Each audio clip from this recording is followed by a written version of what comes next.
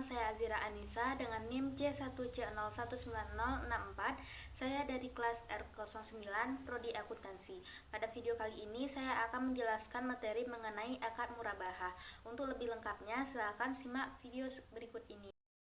Adapun pokok pembahasan yang akan saya jelaskan adalah yang pertama pengertian akad murabahah, yang kedua jenis akad murabahah, yang ketiga dasar syariah, dan yang keempat perlakuan akuntansi PSK 102 dan PSAK 108.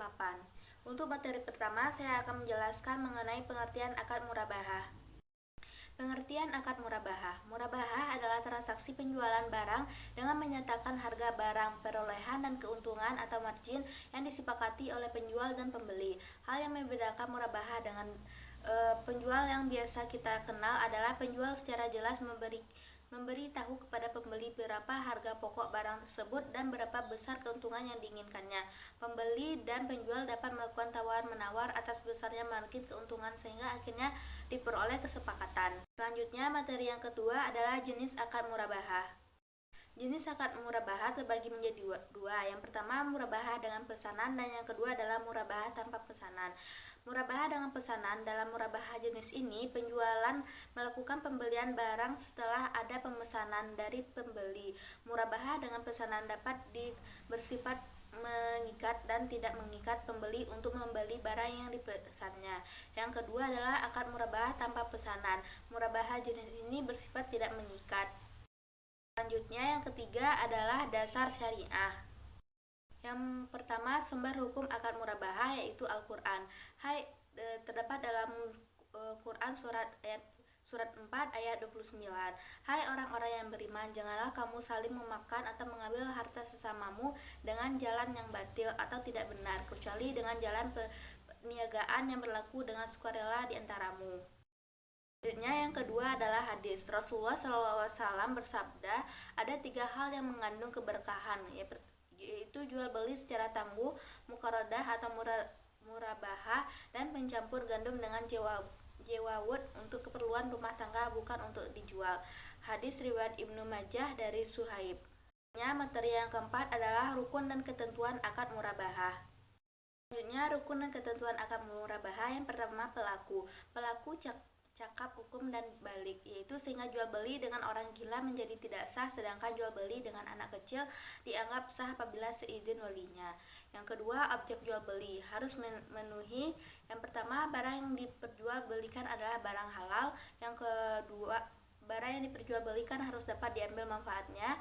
Yang ketiga barang tersebut dimiliki oleh penjual. Yang keempat barang tersebut dapat diserahkan tanpa tergantungan dengan kejadian tertentu di masa depan. Barang yang tidak jelas waktu penyertaannya adalah tidak sah. Selanjutnya, barang tersebut harus diketahui secara spesifik dan dapat diidentifikasikan oleh pembeli sehingga tidak ada ketidakpastian. Selanjutnya, ijab kabul, yaitu pernyataan dan ekspektasi saling ridho atau rela di antara pihak-pihak pelaku akad yang dilakukan secara relevan, tertulis melalui korespondensi atau menggunakan cara-cara komunikasi modern. Selanjutnya materi perlakuan akuntansi PSAK 102 dan EED PSAK 108. Akuntansi murabahah PSAK 02. Dua lingkup PSAK ini adalah untuk lembaga keuangan syariah dan koperasi syariah yang melakukan transaksi murabahah baik sebagai penjual maupun pembeli, serta pihak yang melakukan transaksi murabahah dengan entitas-entitas tersebut. Selanjutnya, akuntansi untuk penjual. Pada saat perolehan aset murabahah diakui sebagai persediaan sebagai biaya perolehan. Yang kedua, untuk murabahah pesanan mengikat, pengukuran aset murabahah setelah perolehan adalah dinilai sebesar biaya perolehan, dan jika terjadi penurunan nilai aset karena using, rusak atau kondisi lainnya sebelum diserahkan ke nasabah, penurunan nilai tersebut diakui sebagai beban dan mengurangi nilai aset. Selanjutnya, untuk murabahah tanpa pesanan atau murabahah pesanan tidak mengikat, maka aset dinilai berdasarkan biaya perolehan atau nilai bersih yang dapat direalisasikan dan dipilih mana yang lebih rendah. Apabila nilai bersih yang dapat direalisasikan lebih rendah dari biaya perolehan, maka selisihnya diakui sebagai kerugian.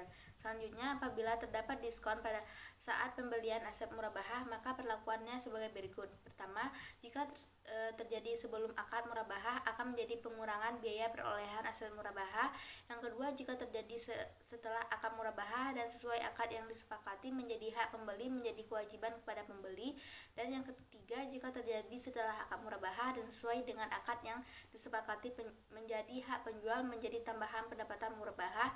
Dan yang terakhir, jika terjadi setelah akad murabahah dan tidak diperjanjikan dalam akad, maka akan menjadi hak penjual dan diakui sebagai pendapatan operasional lainnya.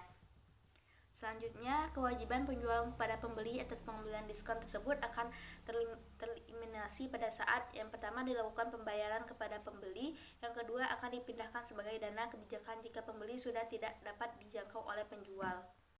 Selanjutnya, akuntansi untuk penjual. Yang pertama, aset yang diperoleh melalui transaksi murabahah diakui sebesar biaya perolehan tunai. Yang kedua, beban murabahah tanggungan diamortisasi secara proporsional dengan versi utang murabahah yang dilunasi. Yang ketiga, diskon pembelian yang diterima setelah akad murabahah, potongan pelunasan dan potongan utang murabahah diakui sebagai pengurangan beban murabahah tanggungan. Yang keempat, denda yang dikenakan akibat kelalaian dalam melakukan kewajiban sesuai dengan akad diakui sebagai kerugian. Yang kelima, uang muka yang pembeli pembayaran utang muka. Yang keenam, penyajian beban murabahah tangguh disajikan sebagai pengurangan utang murabahah. Dan yang ketujuh adalah pengungkapan. Nah, hanya itulah materi yang dapat saya sampaikan. Apabila terdapat kekurangan, saya mohon maaf. Saya akhiri dengan wassalamualaikum warahmatullahi wabarakatuh.